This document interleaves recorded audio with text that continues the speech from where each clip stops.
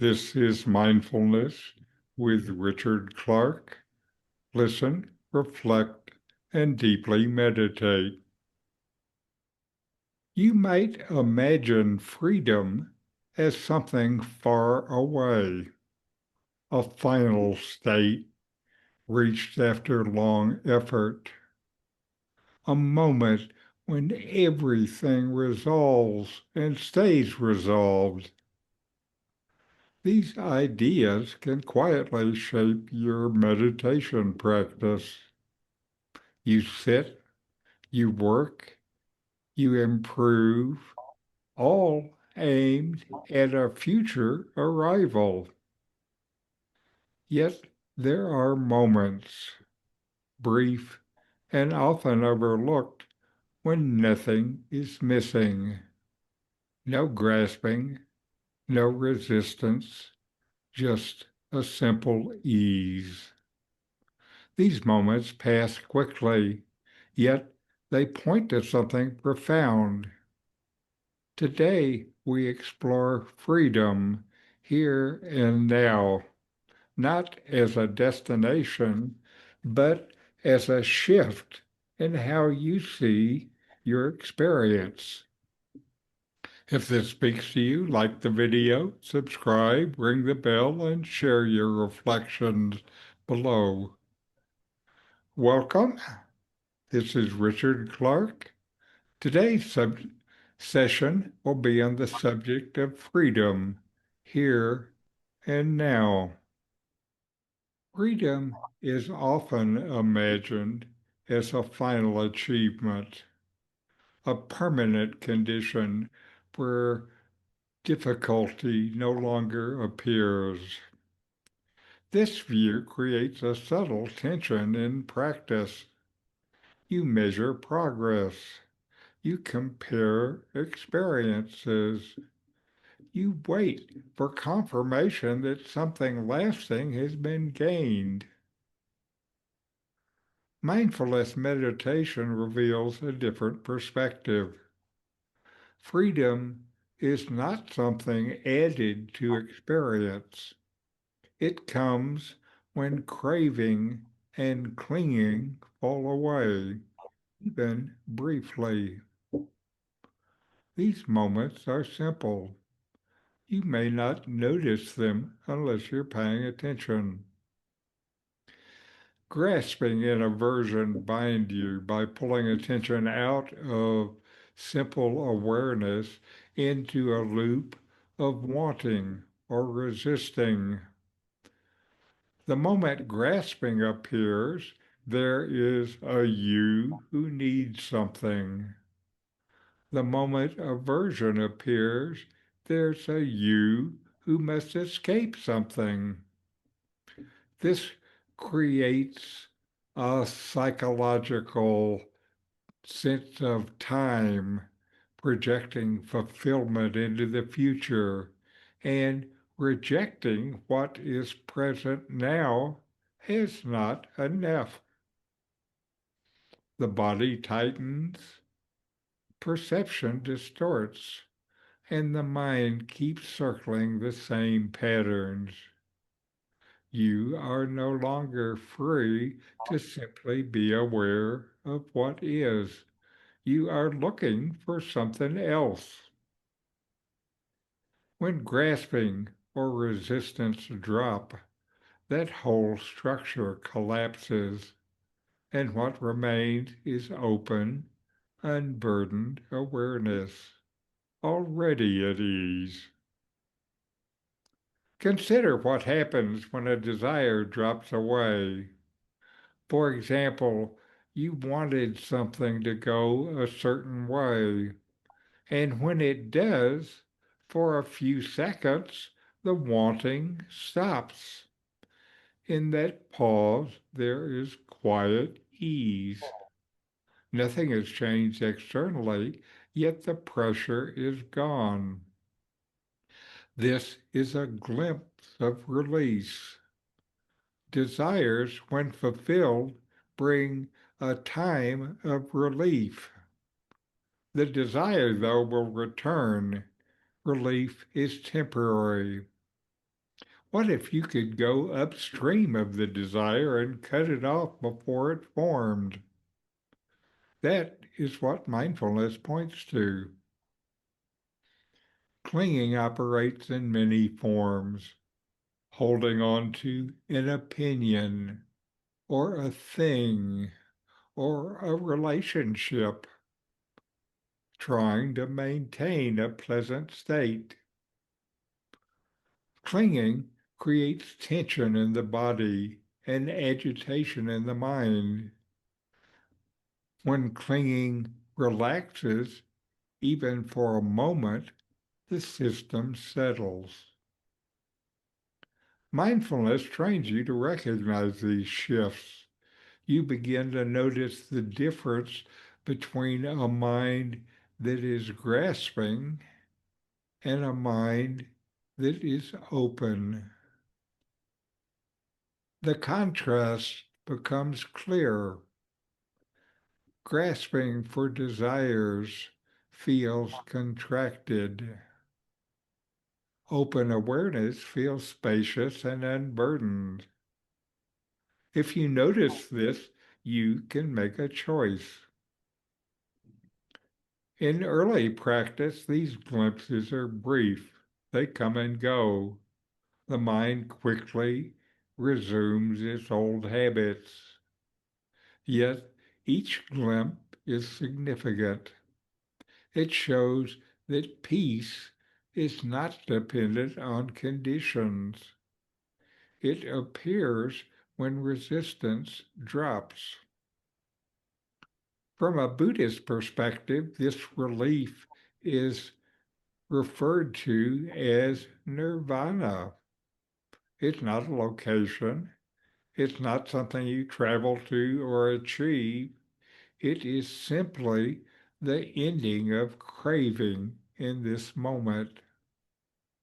When craving ends, even temporarily, the mind is free from its usual tension, and you are free in this present moment. When identification with craving loosens, the natural peace of awareness becomes evident. You meet this in direct experience. When grasping stops, there is clarity. There's no sense of lacking anything. The mind is not reaching out, reaching forward, or pulling backward. It rests. In daily life, you can begin noticing these openings. A moment after a deep breath, the instant after laughter ends, the quiet after a thought fades. These are not dramatic experiences, they're subtle, yet they reveal a stable background of ease. It's always there, you just have to notice. The practice is not to create these moments, but to recognize them. It's more like you stand out of the way of them. When you start noticing them regularly, confidence grows. You begin to trust that freedom is already present, not as a constant state, but as an available reality whenever clinging drops. Over time, this recognition changes your orientation. Practice is no longer driven by seeking a future result. It becomes a steady returning to what is already here. Action continues, life unfolds, yet the sense of chasing something else begins to dissolve. Freedom here and now is simple. It is the absence of grasping in this moment. Nothing needs to be added. Something unnecessary has simply fallen away. And now a guided meditation.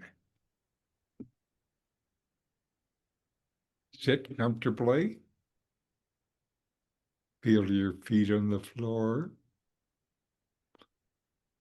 Let your eyes gently look around the room and notice shapes and colors.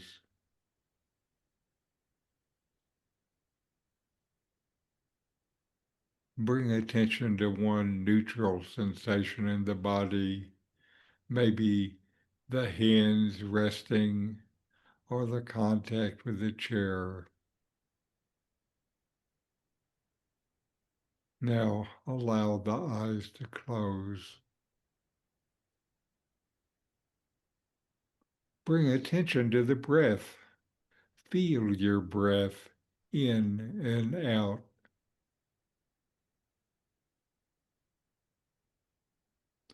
Let it move without controlling it.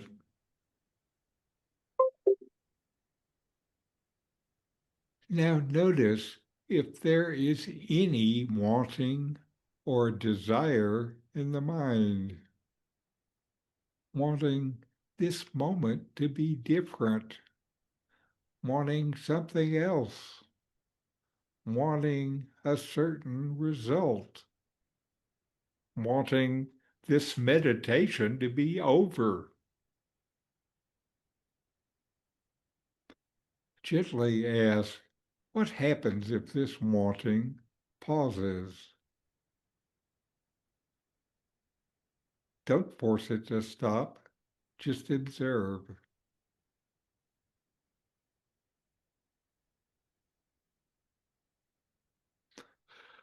For a moment, craving may soften. In that instant, what is present? Is anything missing?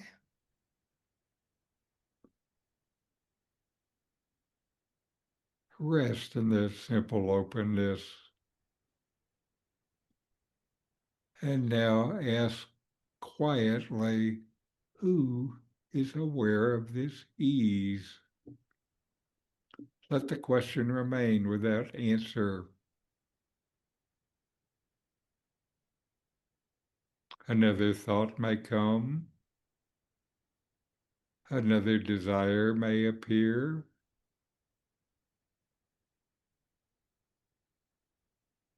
Watch how it forms.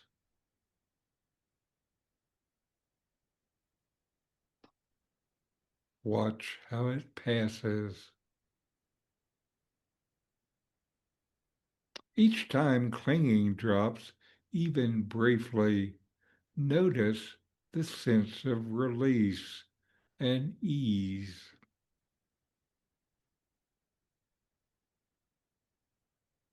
Feel the body again.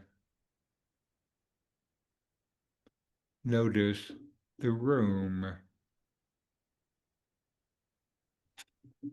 Now carry this recognition with you as you open your eyes. Freedom is closer than you think. It appears whenever grasping relaxes. Let these small moments teach you. You are not moving towards peace. You are noticing it. It is already there.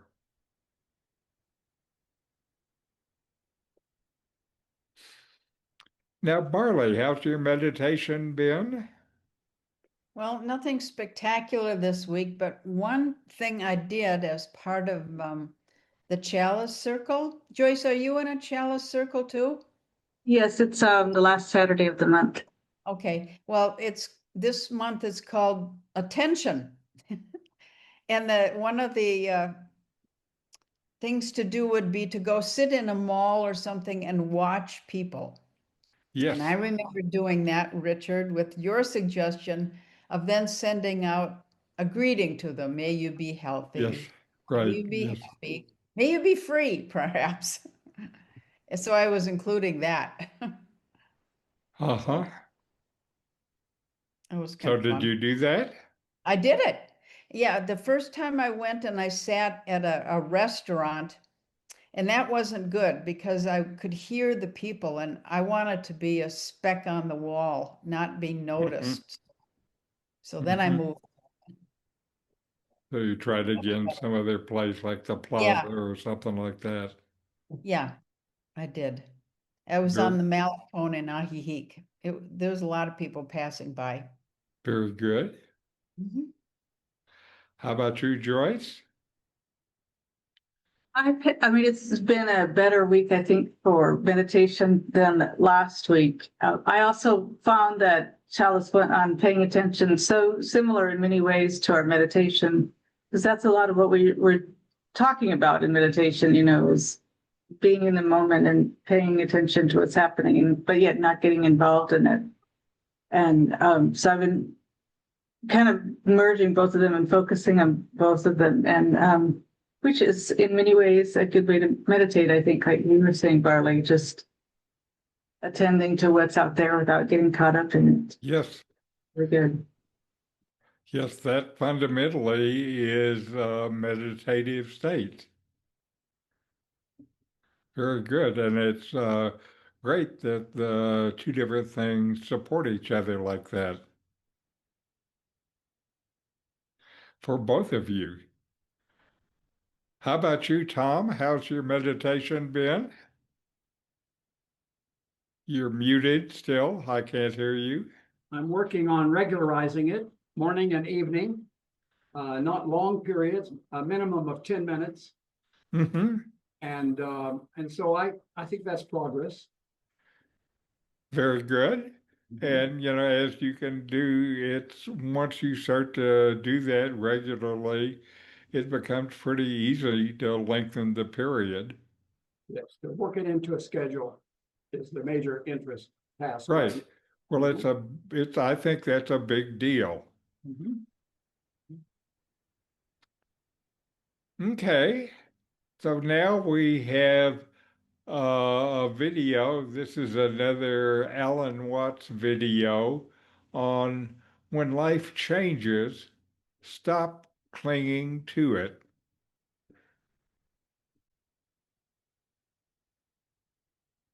You must understand the idea of the world as being in flux. I gave you the Sanskrit word dukkha, the sense of frustration. Dukkha really arises from a person's failure to accept the other two characteristics: lack of permanent self and change. The feeling that we have of an enduring organism, I meet you today and I see you, and then tomorrow I meet you again and you look pretty much as you looked yesterday, and so I consider that you're the same person. But you aren't, not really. When I watch a whirlpool in a stream, here's the stream flowing along, and there's always a whirlpool like the one at Niagara. But that whirlpool never really holds any water. The water is all the time rushing through it. In the same way, a university, the University of California, what is it? The students change at least every 4 years. The faculty changes at a somewhat slower rate. The building changes. They knock them down and put up new ones. The administration changes. So what is the University of California?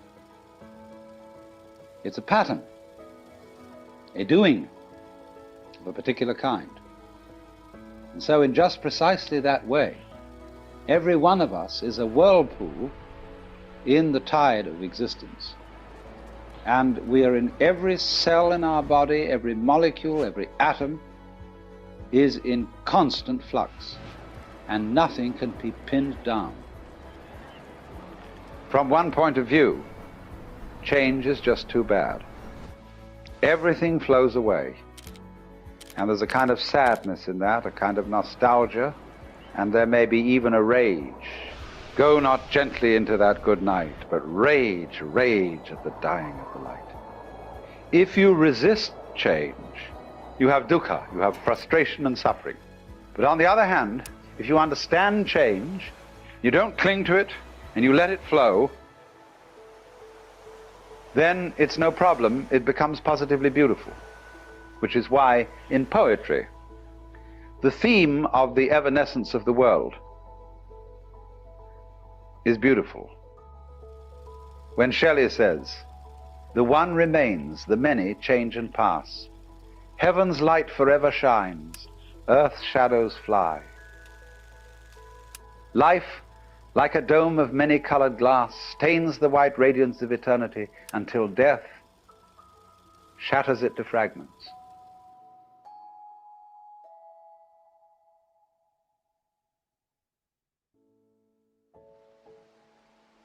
Now, what's beautiful in that? Is it heaven's light that shines forever? Or is it rather the dome of many-colored glass which shatters? See, it's always the image of change that really makes the poem. The fact that things are always running out, that things are always disappearing, has some hidden marvel in it. The Japanese have a word, Yūgen, Y-U-G-E-N, which has no English equivalent whatsoever. And Yūgen is, in a way, digging change. It's described poetically. You have the feeling of Yūgen when you see out in the distant water some ships hidden behind a far-off island. You have the feeling of Yūgen when you watch wild geese suddenly seen and then lost in the clouds. You have the feeling of Yūgen when you look across Mount Tamalpais and you've never been to the other side and you see the sky beyond. You don't go over there to look and see what's on the other side. That wouldn't be Yūgen. You let the other side be the other side. And it evokes something in your imagination, but you don't attempt to define it, to pin it down. Yūgen. So in the same way, the coming and going of things in the world is marvelous. They go. Where do they go? Don't answer, because that would spoil the mystery. They vanish into the mystery. But if you try to pursue them, you've destroyed Yūgen. Like I remember when I was almost a child in the Pyrenees, in the southwest of France, we went way up in this gorgeous silence of the mountains. But in the distance we could hear the bells on the cows clanking. And somehow those tiny sounds brought out the silence. And so in the same way, slight permanences bring out change. Life is life, you see, just because it's always disappearing. Supposing suddenly, by some kind of diabolical magic, I could say zit, and every one of you would stay the same age forever. You'd be like Madame Tussauds waxworks. It would be awful. In 1,000 years from now, what beautiful hags you will be. So, the trouble is that we have one-sided minds. And we notice the wave of life when it is at its peak or crest. We don't notice it when it's at the trough, not in the ordinary way. It's the peaks that count. Take a buzzsaw. What seems important to us is the tips of the teeth. They seem to do the cutting, not the valleys between the teeth. But do you see, you couldn't have tips of teeth without valleys between them. Therefore the saw wouldn't cut without both tips and V-shaped valleys. But we ignore that. We don't notice the valleys so much as we notice the mountains. Valleys point down, mountains point up. And we prefer things that point up because up is good and down is bad.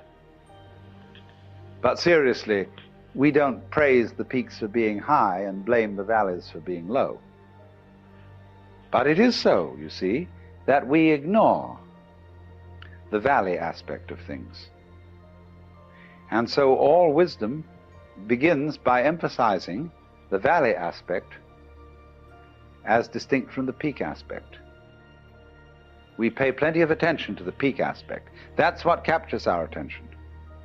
But we somehow screen out the valley aspect. But that makes us very uncomfortable. It seems that we want and get pleasure from looking at the peaks, but actually this denies our pleasure, because secretly we know that every peak is followed by a valley, the valley of the shadow of death. And we are always afraid, because we are not used to looking at valleys, because we are not used to living with them. They represent to us a strange and threatening unknown. Maybe we are afraid the principle of the valley will conquer, and the peaks will be overwhelmed. Maybe death is stronger than life, because life always seems to require an effort. Death is something into which you slide effortlessly. Maybe nothing will overcome something in the end. Wouldn't that be awful? And so we resist change, ignorant of the fact that change is life, and that nothing is invariably the obverse face of something. So space, night, death, darkness, not being there, is an essential component of being there.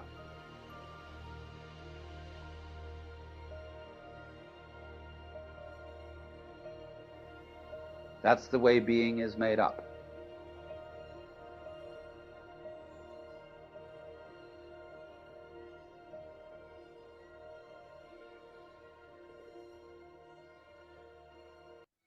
You must. All right. And now we will take a few minutes and meditate.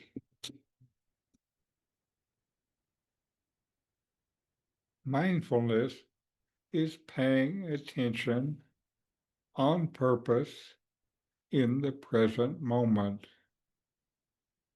non-judgmentally. Let whatever is there be there. Then let it pass.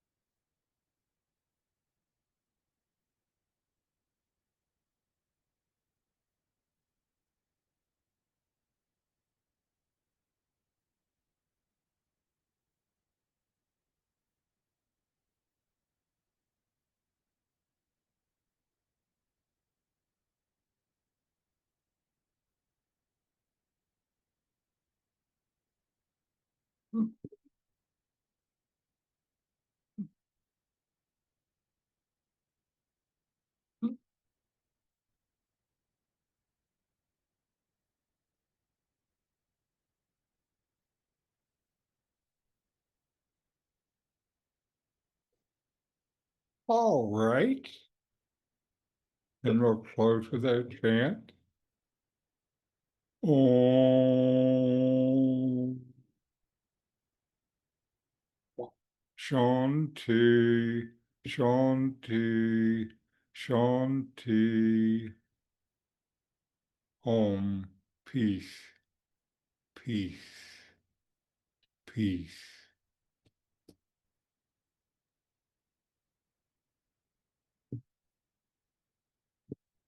Thank you very much, Richard. Very You're good to welcome. be together. Namaste. See you next week. Bye. Adios, amigos.